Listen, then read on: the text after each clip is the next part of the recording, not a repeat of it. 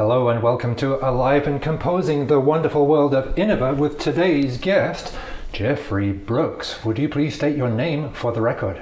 I sure will, Philip. I'm Jeffrey Brooks. Do you go by Jeff or Jeffrey or Mr. Brooks? Well, I go by Jeffrey. And how about your animals? I perceive that you have a cat. If you had a cat, what would its name be? My cat's Percy. Why Percy? I love Percy. I had a cat called Percy. I figured that was good enough for me. So, is that how you compose? You just kind of say, oh, that note's good enough for me, I'll try that. Well, I go and see what you're doing, and then I see if I can make it a little bit better.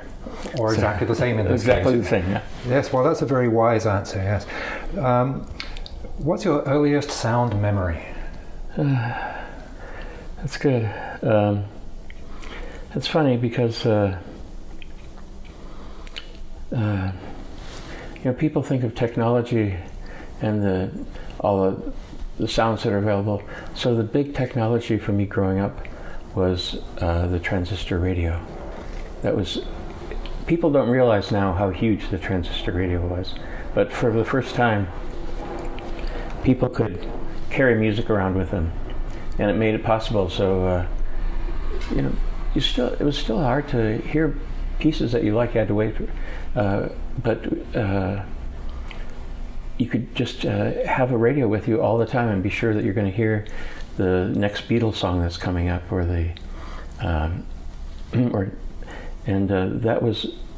those were my first memories, listening to AM radio and wanting to make those sounds that were coming out of the radio. Did you have favorite things to do with the radio, like detune them in between stations, or? No, I was quite small. This was like pre-kindergarten, and everyone had a transistor radio, and by the time my older sisters wore that, so I got the third hand-me-downs, I suppose, from that. But I just love the sound of the. There's a sound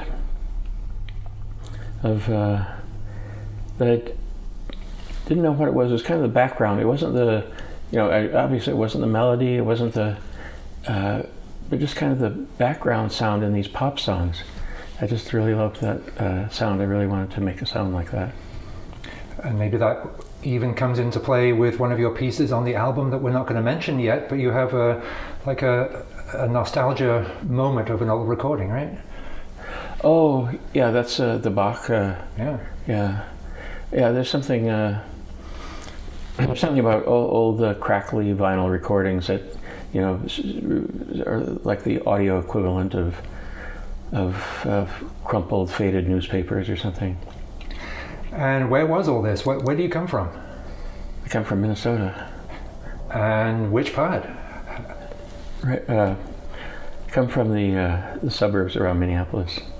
And where are we now? Right in the epicenter of South Minneapolis. Okay, so you haven't been here in those intervening times. You've been around the world.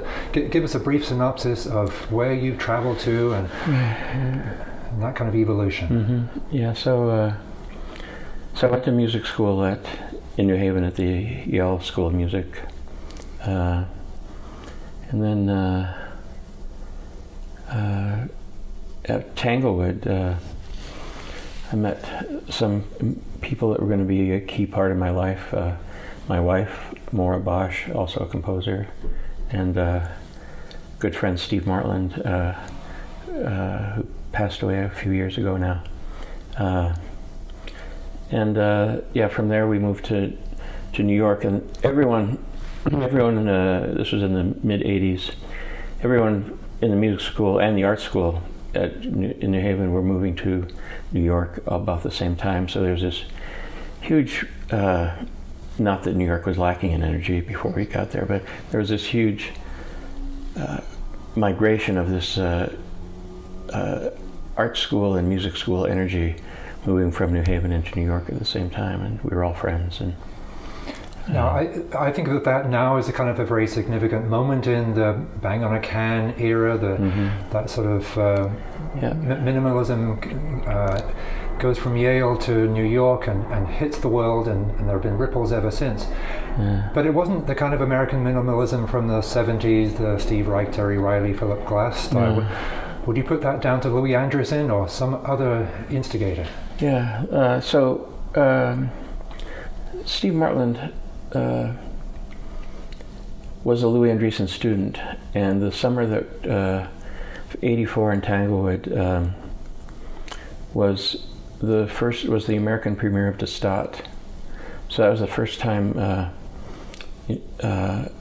Americans were really, well, there were not that many Americans in Tanglewood, obviously, but Louis wasn't really well known, and I don't think that the other Bang in a Can originators knew his music that well. So the introduction of, it's just a side story, but the introduction of Destat and Louis Andriessen and Arvo Pärt was from through Tanglewood, through the Revson Fellow composer of the New York Philharmonic, who at that time was Scott Lindroth, also moved to New York from Yale at the same time that we were all in head class together. He's at Duke University now, and then David Lang was the Revson Fellow after that. So they were programming repertoire for the New York Philharmonic because of Jacob Druckmann was the composer in residence, and then there was this junior composer in residence with him. But that's where that influence came. Martin Bresnik, who's the main faculty at the Yale School of Music now, and he was kind of our big brother back then. He met Louis Andriessen in our apartment in New York. So that was the first meeting of the Dutch school and the Yale School.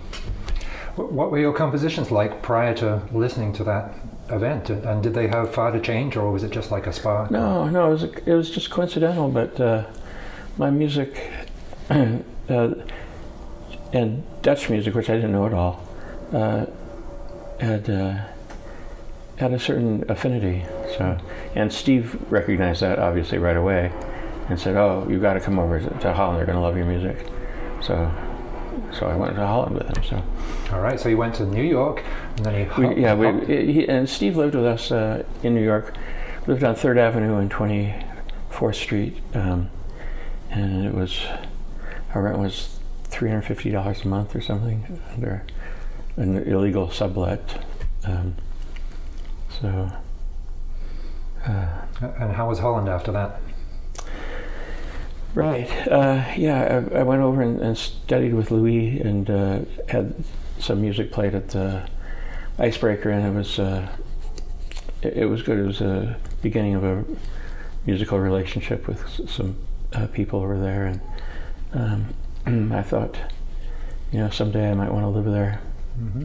Now, around this time was Bang on a Can Festival starting. Did you feel that you were far from the center, or the world was just being taken over? Situation in 1984, 1985 in New York was there was the uptown music scene. It was Columbia, Princeton, Mario Davidovsky and Milton Babbitt, and then there were the downtown improvisers. I'm sorry, I'm going to have trouble with names now. Reese Chatham, the sax guy. Glenn Branca and others. Glenn Branca was maybe not quite yet, but so improvisers, people making their own music, composer musicians, composer performers. So those were the two. It was pretty much those two worlds, period, and we came in from New Haven and didn't really want to be, we couldn't play any instruments, so we couldn't be downtown composers, and we weren't smart enough to be uptown composers. So we had to find our own space, because we didn't fit in, and we didn't really like it. This seems to be one of the kind of blends or hybrids and things. We are classical composers, but we like rock music, and we think it's okay to, tap your foot as well as have a cerebral connection to music. Yeah. Was that one of your agendas too? I mean, you never played in a rock band per se, did you? Yeah. You did? Sure, yeah. Electric guitar was my first instrument. Well, before I had electric guitar, I had a guitar that wasn't electric. But once I could plug it in, my first instrument was electric guitar. I just didn't have the right instrument. So, so that goes back to AM radio. That was, trying to find a sound. I thought, people said, "Oh, you want electric? Those are guitar sounds," and so I wanted to make those sounds and got a guitar. It didn't sound anything like what I was hearing on the radio.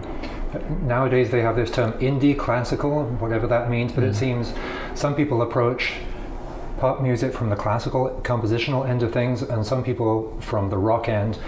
Yeah. So where does prog rock and indie classical meet? Does that mean anything in your terms? Yeah, I think we all consider ourselves classical composers, but we happen to grow up in America at a time when you can't breathe without breathing some kind of rock music, and it's like to say you're influenced. You're trying to. I don't know if that's true. It's just the joke. Two fish are swimming by. The guy asks them, "How's the water?" The fish say, "What's water?" What's water? The rock music is what we swim in growing up. So, of course, it's going to be in there. But it's not like I would say you're a rock composer. It's just part of what we all grew up with. At some stage, you moved on to England. Was that from Holland? Well, yeah, that was there was a nice one-year teaching gig at Bath College. And Corsham Academy was an art school, and Bath College merged to form one bigger Bath College thing. And to celebrate, they got an artist and a composer that would work together. And I had been working with a faculty person at Yale named Nigel Rolfe, who was a performance artist from it's not clear what he was kind of Irish, but I was probably not. But so we applied for the job together and taught there in Bath, England. That's quite a ways from the energy of New York, a little bit more sort of Jane Austen-esque. And were there other interesting composers like that? Did you ever have tea with Tippett? Yeah, we did, as a matter of fact, yeah. Because Tippett loved everything American, and Steve Martland, I'll just call him Steve from now on. I knew Mark Turnage from before. He was at Tanglewood the year before when David Lang was there. So there's kind of this Tanglewood connection with all of us too. And Sally Groves, I think it's Dame Sally now. Is that right? If it's not, it should be. Oh, she was something. Yeah, she set up meetings with because she was kind of in charge of Tippett. Yeah, somebody's got to be in charge of him. So yeah, she set up time for us to get together, and yeah, he was a riot. He took us. Well, he couldn't see very well, the music. He was working a little bit still in the late 80s. This would have been 88, 89, 90, around there, 88. But his staff paper, the staffs were literally that big in order to see him. So on his piano, you couldn't see very much of the music at a time. But he loved England, and he loved the Neolithic like Stonehenge, but the other ones that aren't so well known, Avebury and Silbury Hill, and some of the what do they call the things where the mounds of earth? Anyway, we call them mounds of earth. Yeah. Iron Age hill forts, for instance. Yeah, that sort of thing. Yeah. But yeah, so that was funny, and he didn't drive, so if you wanted to go someplace, we didn't live that far from him. He lived at a place called Knockets, which actually was Jane Austen territory or settings for things, I think. And we lived in Newton St. Lo, which was a little Norman town outside of Bath. Do you think your music adapted to that environment? It's very different from 24th Street. No, I didn't really like the English music very much. And they were going through this thing of, they called it systems music, which was minimalism, American minimalism. And they had Michael Nyman, I guess, was their kind of minimalist composer at the time. But they were huge into, having Steve Reich tour and come to Bristol and have... mainly Steve Reich, I think, but English music. No, I wasn't really converted to like Vaughan Williams or anything. Well, I would say. Maybe next time. Yeah. And then you somehow ended up in Minnesota. How did that happen? Right. So we came back. God, we were so broke, and we came back. I had a performance with at Lincoln Center with the New York Youth Symphony that was a nice little gig for somebody that age. It was worth coming back for, and we'd moved from England. We did go to Holland afterwards, and I think we not sure if we overstayed our visa, but we were really broke. We took our last. I remember we went took our last $300 and got an all-you-can-ride Amtrak ticket, and I had these cards from. I can say it now because we're all on good terms.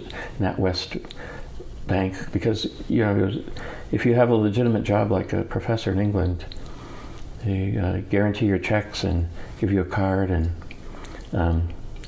But this was before they had the magnetic strips that immediately they had to do the thing for a lot of places. So as long as we stayed on the train, we could eat and use our English credit cards because they couldn't run them through any kind of thing to know that they were no good. So we lived on the Amtrak we went to New Mexico and just traveled around, ended up totally broke in Minneapolis. So you could have ridden a short ride on a fast train, but didn't. Right. Yeah. Something called Corn Palace Productions. Were you ever involved in that, and why? Right. Yeah. So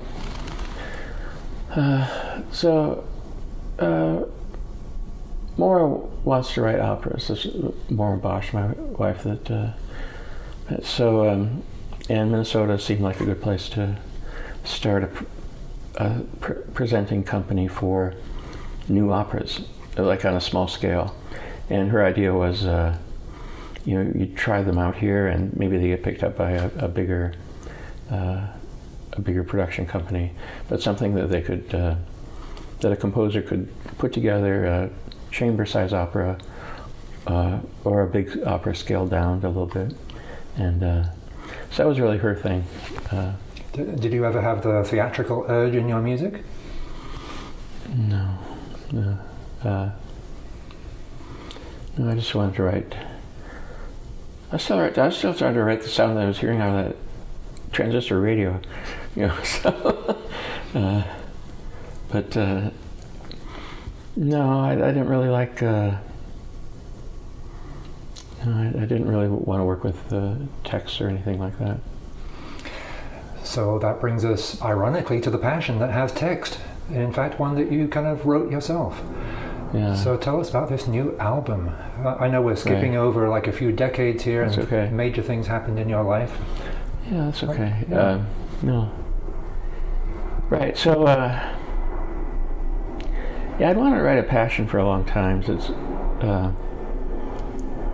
not as long as I was wanting to make the sound from the transistor radio, but I think they finally merged in that piece. So maybe. There aren't that many words in the piece. There's just the three singers, three female voices. There's no voices in the first movement. It's in three movements, and the second movement they speak in three languages, and then they finally sing in the third movement. That piece. I was just thinking that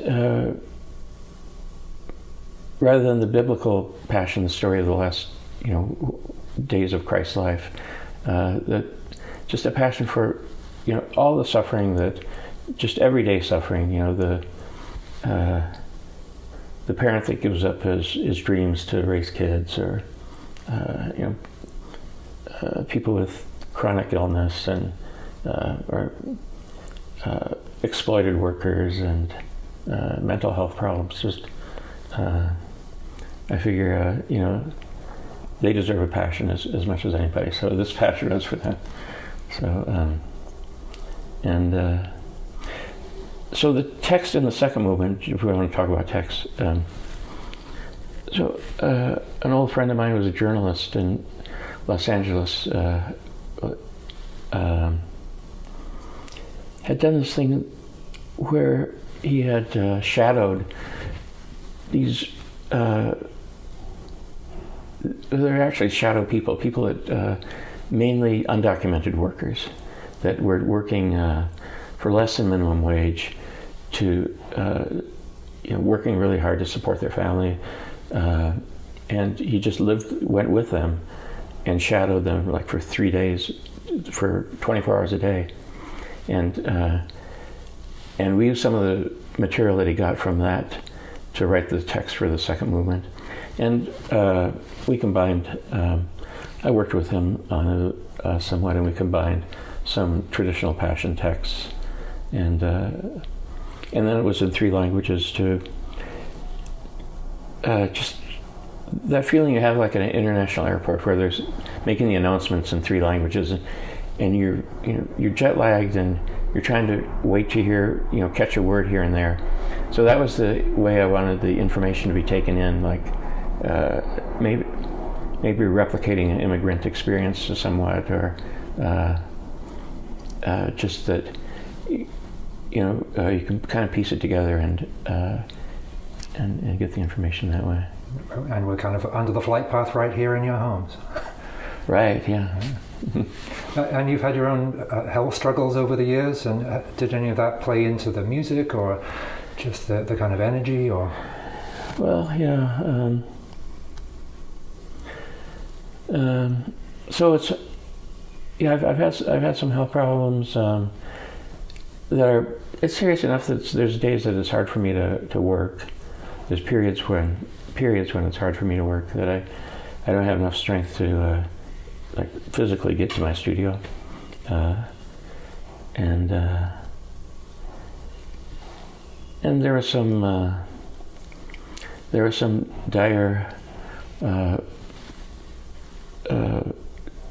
prognosis while I was writing those pieces that